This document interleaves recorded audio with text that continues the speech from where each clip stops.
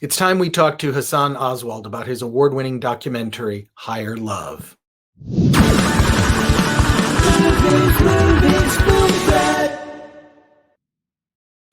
Welcome to the Film Threat Podcast. It is whatever o'clock on a Blur's day, because that's how it feels when we're in this endless lockdown. But that is an opportunity for us to discover new independent films that are available on video on demand, and so many ways to see them. Many of these films coming to drive-ins these days, which I love. I have been going to the drive-in every single week since the lockdown happened, and I'm loving it.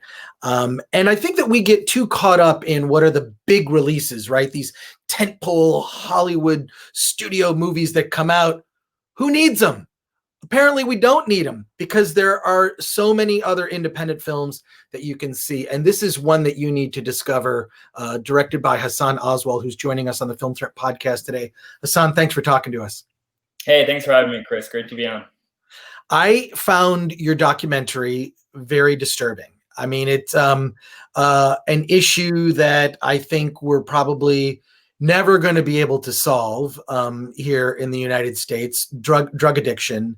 And you provide an intimate portrayal and follow people who are struggling, people who have loved ones. They're in recovery themselves, and they're trying to convince their own loved ones to go through recovery. My first question is, how did you find these people and then get them to trust you well enough to show some of the horrific moments that you captured in your documentary?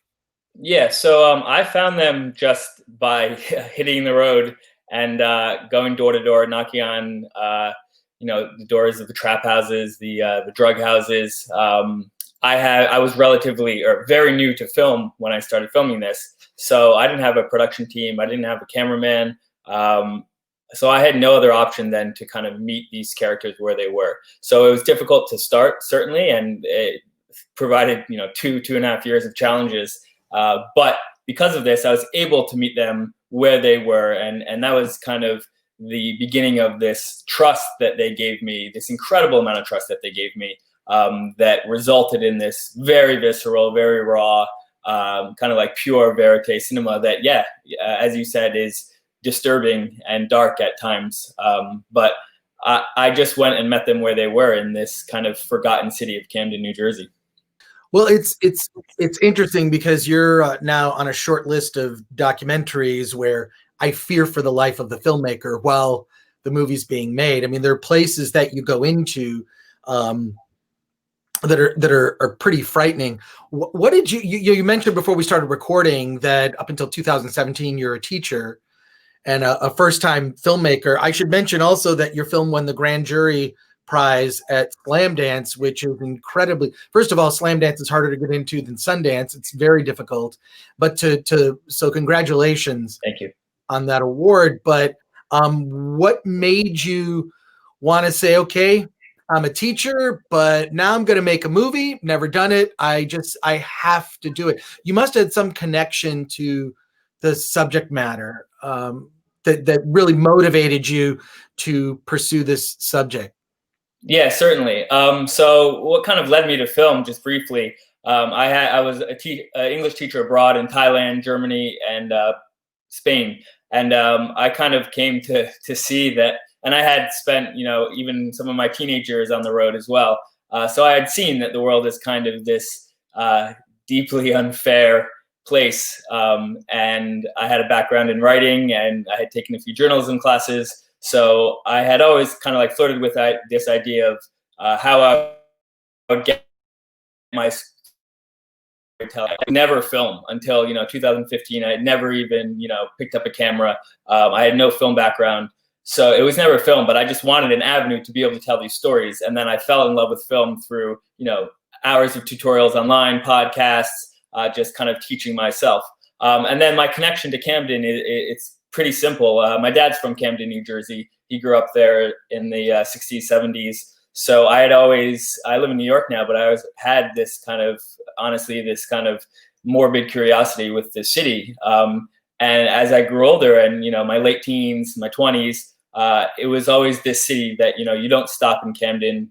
you fly over Camden, you drive by Camden, you put up your windows, you lock your doors. So this is like, I started to see it as this microcosm of America, where everything that's seemingly going wrong in America is going wrong at a much exaggerated rate in Camden, New Jersey, whether it's the opioid epidemic as seen in my film, but the street violence, the homelessness, the joblessness. So it had always been in the back of my mind as this kind of curious case study of what's going on in Camden. And when I came back from being abroad, I had no budget, I had no anything. So this was feasible to tell. I could drive. It was only an hour and a half from New York. So I thought, let's go to somewhere where they're dealing with every issue that America is dealing with currently at a much much more exaggerated,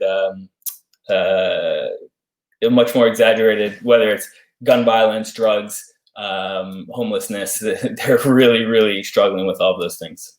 Yeah, the way that you portrayed it, I mean, perhaps it was your ignorance as a filmmaker that made you just sort of leap headlong in. And I have to compliment you, like, as much as you portray the ugliness, it's really beautifully shot. There are some amazing drone shots that you mix with audio that just sort of ease you into the story that are, I would describe as haunting. And some of the stuff that you captured, I mean, one moment like really affected me, and it's a simple moment that you captured. And, I think it would just be hard for myself, just sort of observing this and not wanting to like step in. And it's a simple moment, a mother with her son, and the son is struggling with an ice cream sandwich, and the ice cream sandwich falls to the carpet floor, and the child just wants the ice cream sandwich and just wants attention from the mother. And my heart was just breaking for this child, like to see the mother just so callously just walk away with this. Just, I mean, that I know that's like, maybe it's a small moment. I think that's what makes your film so special, is that you capture these, that small moment alone. I think perhaps it's something in her about her own upbringing. Who knows, but that moment just ripped my heart out. What was it like to shoot stuff like that? And then also another part that really stood out to me was the birthday party. Those moments, to me, I just felt were so, I mean, there's simple moments, right? Taking care of a child, having a birthday party. What we see is I don't know. It was just very difficult to watch the events unfold as they did. So what was that like for you? Yeah, it was tough. That scene with Nani and her baby, we really wanted to portray the truth, which was that Nani was trying. Nani was really trying to be a mother, to kind of dig deep and find this motherly instinct within her. And it was just hard. It was hard for her. That scene with the ice cream sandwich, or him going up the stairs, it was tough to be around, especially, when Daryl would leave and I'd be filming with just Nani and the baby. There's a lot of situations like that, whether it was, the baby beneath the boiling water on the stove, or up until, one of the last iterations of this film, one of the last edits, we had a few scenes where I had actually broken the fourth wall on film, where I had reached into the frame and either, took a syringe out of his hand, or took multiple times chewed cigarettes out of his hands. So that was tough to kind of be present, especially as my first film. And then even just filming with the rest of the group, the rest of the addicts, you grow to love your characters. And of course you grow to love this cute little baby Darnez, and your protagonist Daryl. But you really grow to love all of them despite their faults. So it was tough to see them kind of just spiral further and further down into the gutter. And I'm there, not as a fly on the wall, essentially. But I made a decision early on with anything with Darnez, the baby, that I would step in. And I would make that decision 100 times over again. Daryl, as you mentioned, the birthday party, there is a lot of those scenes where, you see Daryl struggling with his own pain, his own vices.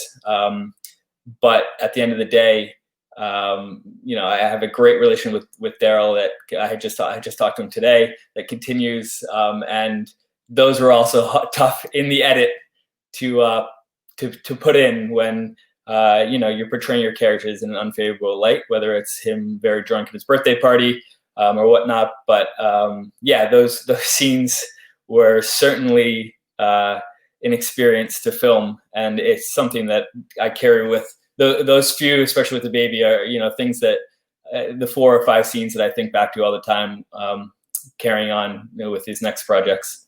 Well, I'm also curious about the sort of 2 audiences for this film. One, the audience of people who are seeing this, people like myself. I've fortunately not struggled with drug addiction, so I feel very lucky. So there's that audience, and then there's the audience of people who have had those struggles, and then maybe even a third audience of your subjects and how they reacted then seeing themselves. Can you talk about how people have processed what you were able to capture and what their reactions were? Obviously, the audience at Slamdance reacted favorably in the sense that felt the film deserved merit in giving it the grand jury award.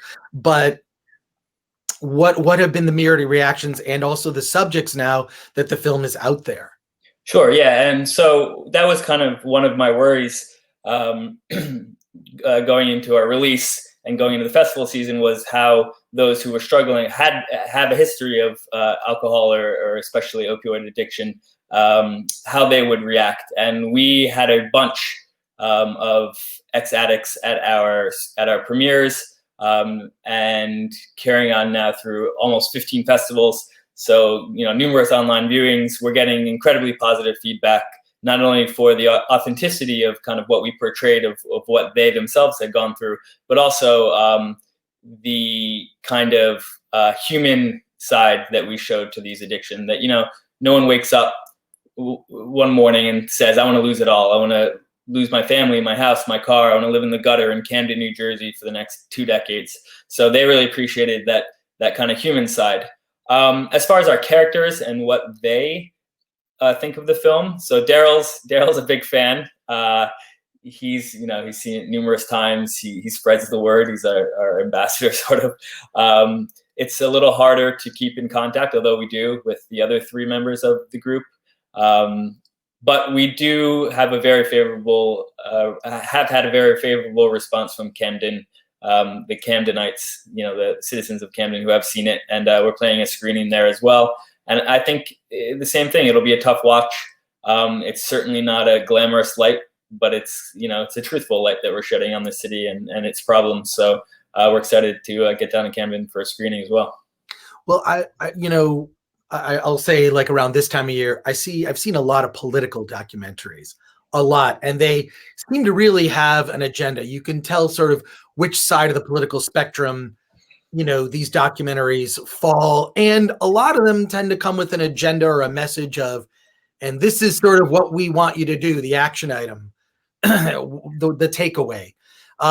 What I really loved about your film is the humanity, the fact that it was not trying to push any sort of, program or whatnot. It's just, here is the stark reality in front of your face, the thing that you're walking by and ignoring.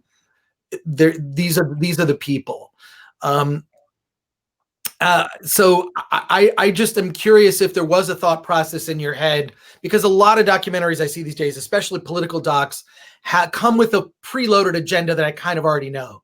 This is pushing some agenda on the left. This is pushing some agenda on the right. This is not either of those things.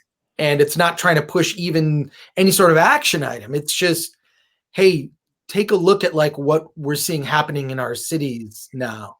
I don't think this is a left or right issue.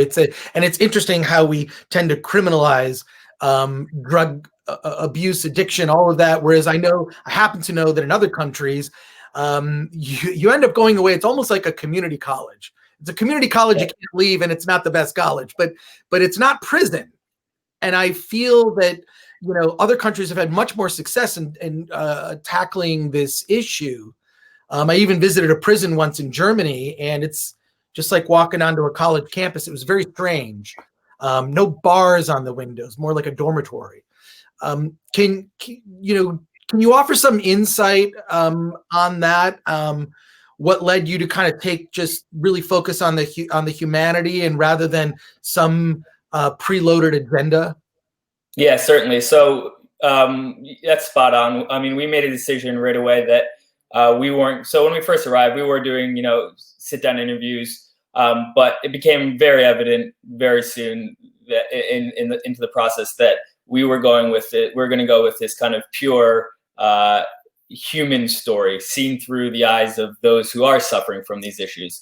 So, it is the opioid epidemic that takes front and center in a city like Camden and a film like Higher Love, but really it's about systemic neglect in these cities. So whether it's opioid addiction as we kind of highlight, or something else, we didn't want a politician or the head of the DEA or those sort of talking head interviews, because we think it would lose that kind of pure immersive like verite. So we knew that as soon as we put in one of these interviews, people were going to kind of snap out of it. So we even at the end, there's a card about addiction, and the 1 in 8 families in America suffers from one of their parents suffers from addiction. And even that was, were we going to put that in? Is that a message that we want people walking away? Because we know we're not, this is not a call to action film. This is a film where hopefully if you see it and you see these characters, you maybe you're a little more patient at the gas station next time someone comes up to your window. Maybe when you're driving through one of these, troubled cities, maybe you're a little kinder at that stoplight when someone asks for money. It wasn't ever, this film was never going to be this grand call to action. It was going to be kind of a peek into the lives of not only these forgotten people, but this forgotten city that, Camden could be a lot of cities around New York, these fallen post-industrial cities. A lot of cities around America, Flint, Cleveland, Detroit. It's kind of this post-industrial collapse that America seems to be turning a blind eye to. And so we just wanted to get in there and get their stories to kind of give them a sense of agency back that they haven't had for, decades since the factories left. Well, it's a remarkable film. It's powerful. It's disturbing. I think your approach was spot on with just be fly on the wall, just observational, no sit down talking head interviews. It's really powerful and affecting. I think Errol Morris would be proud. I think he would. That approach is, I think, infinitely more powerful than, as you said, sitting down for formal interviews with so-called experts. Hasan Oswald, thank you so much for being on the Film Threat podcast. And I want to thank our sponsor, Storyblocks. Go to storyblocks.com/filmthreat. Higher Love it's out. It's available now. By the time it's available for pre-order now as of last week, and then full release across all platforms on November 3rd, all VOD platforms. So yeah, go out and give it a look. I think it's an intimate look not only at these issues, but things that America is dealing with a lot, and we release on Election Day, so it's kind of a commentary on that as well. So yeah, thanks so much for having me today, Chris. Thanks, Hasan. Appreciate it.